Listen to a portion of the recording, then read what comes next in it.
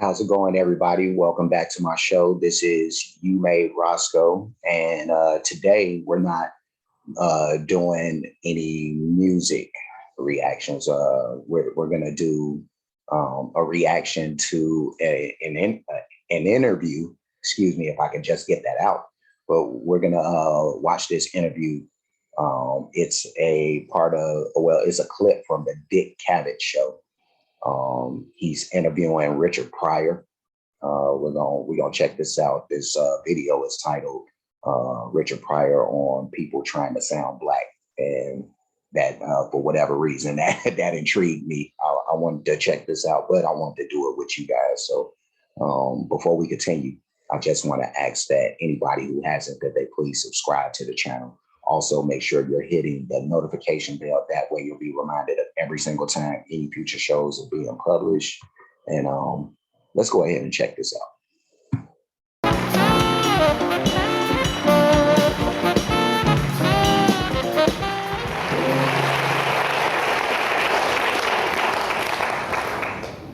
Richard, I don't want to be obsessed with race, but this is a different angle I've really never heard anybody discuss. Can white writers write for you? You know what I mean? If they write for the human being in me, yes. If they write, Right. if they try to write for some idea they have of what I would be as a black person, they usually cannot do that. Can you tell when you get a page of dialogue that they have a tin ear for what you sound like? Yeah, I think if they just write, if I get a script just of a person, I can understand it a lot better than someone saying, and he's black, and he has all this, and you read it, it makes you sick. You know, when they write like that, and I would prefer they didn't, for me. Yeah. What would That's interesting right there. That makes me think immediately of I don't know if everybody out there has seen the movie. It was a Robert Townsend movie. It was what was it? Hollywood. It was like dang, what was the name of that movie? It was like Hollywood Shuffle or something like that. I forget the name of it, but definitely a Robert Townsend movie where kind of the whole onus of the movie was about like the black experience in Hollywood, you know, and it kind of put a spotlight on some of these type of issues that Richard Pryor seems to be talking about right here, but we'll keep it going. would be a case of somebody trying to sound black? Could you give an example? You know, like, I mean, I know they don't mean any harm, but they don't realize how ignorant it is when they're trying to have that black voice that some whites try to do, that really don't do well. Like, why you jive turkey? Yeah. Oh my God, man. The slang from that day. I'd like to know what, I wish I knew what year this was from in particular. And Dick Cavett, of course, I may have been too young to be like, you know, when this was in its heyday. But I do remember like seeing, whether it was in infomercials or whatever the case, like seeing his face cross my screen, you know, as a kid. So I had seen him, and seen him doing this, but I was, you know, again, it was probably just past my time. Why don't you get out of here? You know, that kind of thing. Because they never really, I'm sure it's true of other, there are people like myself who do know what they're saying and could do it, I think is right. I honestly think I could. FanDuel Sportsbook lets you bet at the speed of the NBA. Make every moment more with FanDuel Sportsbook. Or do what? What are you talking I think about? I could write for you in your vernacular because of... But what is my vernacular? Well, because I hang out with... Yeah, but what is my vernacular? What are you talking about? Well, like this hog is all in my yoke. Right, Dick. What are you talking about? I wonder, is he like being sarcastic right now, or does he really think that he can write for Richard Pryor? I wonder if that's sarcastic. I mean, you know, what is it? What is it that? What do you think I am? What do I talk like? Something? No, I simply know this, that when I explain. I know that when I'm like Richard putting the heat on him. Now, you know as well as I do that if you're with a group of friends you grew up with or something, and a couple of au-fait cats come about and talk, and you want to talk so they don't understand. I love that term au fait. I don't know why. It's funny to me. And when I heard that, the most recent time that I could think of hearing that, and it was just like really, really funny to me, is what's the movie with Clint Eastwood?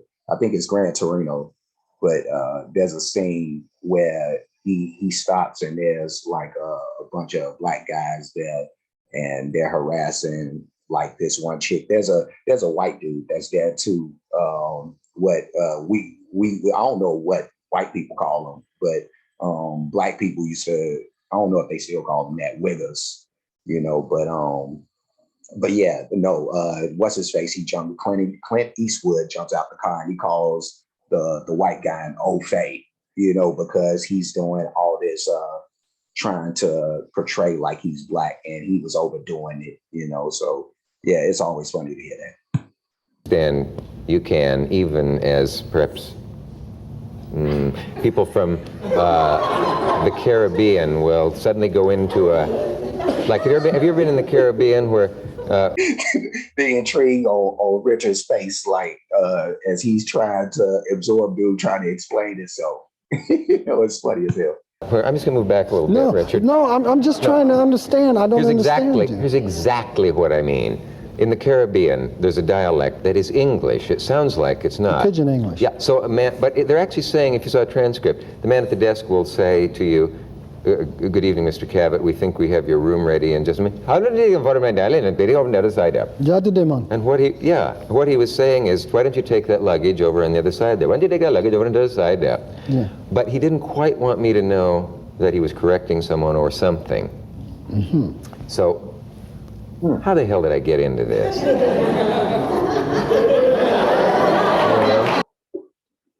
That's hilarious. Now, there's a lot of funny stuff in this book. No, I'm trying to, I don't understand. But what part don't you understand? None of it. No. That's amazing. He's like lost on the fact that, people are trying to gain an understanding on, us, or the different pieces of us, but this is fun. My beginning question was, I thought, a simple, harmless one, which was, do you have the problem of a writer trying to write what he thinks is what? The way a black guy would talk. Do I have a problem with when somebody hands you a script for something? No. No.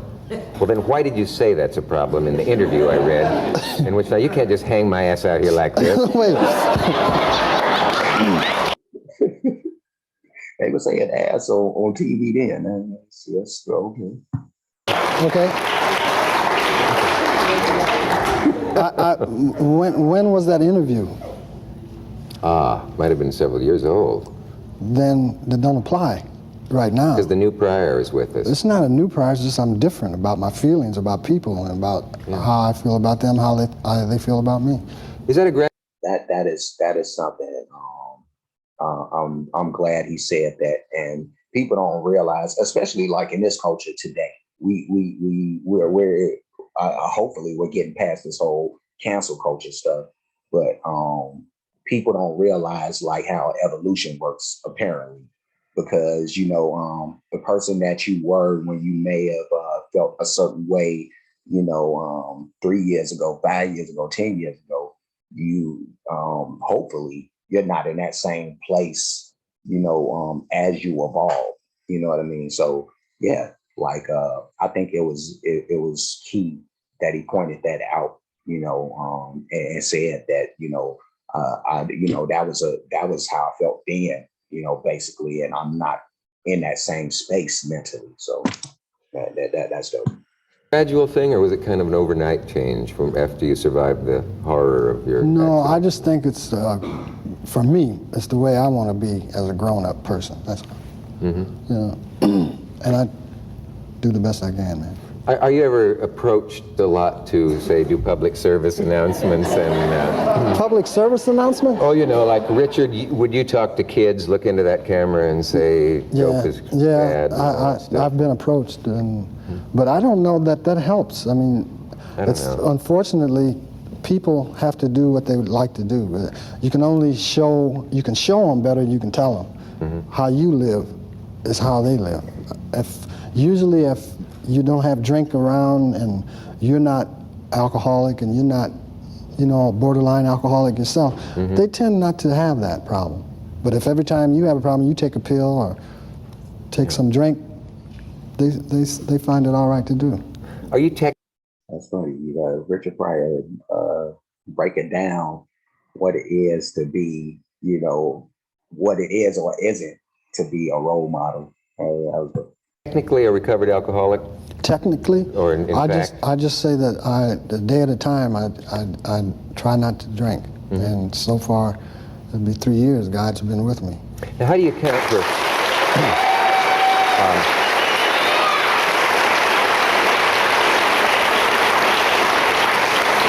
That's good stuff. Anyone opposed to that? How do I do that? How do you account for the fact that Murphy has never had any such problem? I don't know him that well.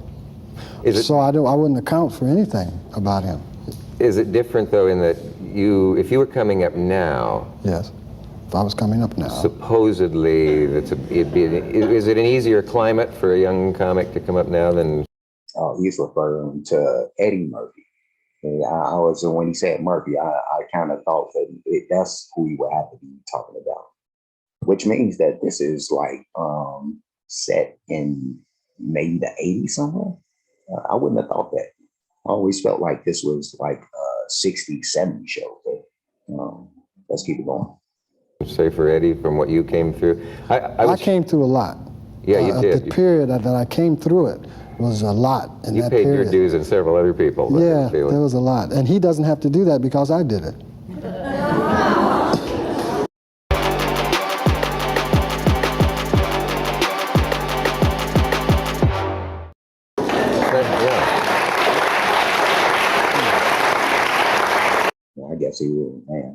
I guess he was saying how he set the table for guys like Eddie Murphy and what would have been, the fresh new comics of that time, but yeah, he's saying like I paved the road for those dudes.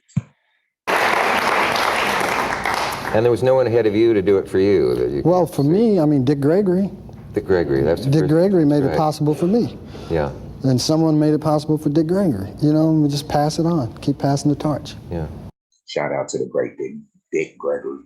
And I'm not even sure if he's like still with us or not. I have to check into that. The name of your film. Yeah. JoJo? Dancer. JoJo, comma. Dancer, your life is calling. Yeah. And I think I was right when I said it's more biographical maybe than anything you've done before? Yes, I would say that. I would say also that people coming to see this, it's not a Richard Pryor movie like Stir Crazy or something like this. It's a thinking movie. I believe that you have to stretch yourself in this. I don't think everyone will like it, but I think that I made a good film. I don't remember. I remember when JoJo Dancer was, when it was out, which feels like it had to be like mid to late 80s or something like that. But yeah, he definitely, I think, made a shift. I didn't even see that movie. I think I probably would have made an attempt or something like that. It's so long ago. But yeah, if I did, I didn't get through it. So it must have been one of his ones where it was like very different from what you would have expected from him. So if you like films, if you like a story that's complicated and deals with a lot of stuff, there are some laughs in it, but it's really a drama about behind the laughter. And it would be very close to, I think I read something you said about it, that it's a guy who at the peak of his career has no self-esteem or something. Am I overstating it, or Yes, you are overstating it or ruining it for no, you? you're not ruining it for me, but it's just that it's a different kind of movie for me. I've never done anything like this. And I don't know, I hope that I pulled it off. Did wise heads say you're making a terrible mistake, keep them laughing? And... No. Well, that's good. No. Yeah. Hey, I'm very happy to have you here. It's good to see you again, man. This was a nice conversation. I'm glad I did this. During the break, I'll try to make clear that thing I was talking about earlier. Okay. We have a message, and we'll be right back.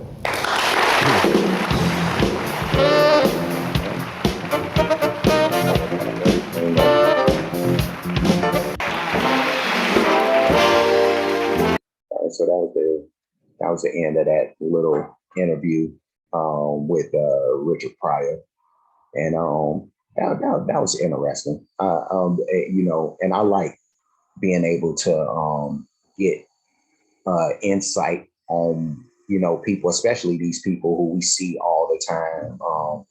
A lot of these older artists, whether they were musicians or comedians, or, you know, like I remember a lot of these spaces, and, you know, just the nostalgia of seeing them and not even knowing, you know, some of the stories, or, you know, behind what they went through. So I think this gives us a chance to like kind of get a peek into like little pieces of that. So I like this. This was dope. If you like this, please like, comment, subscribe, hit the notification bell, hit the share button, hit the playlist option.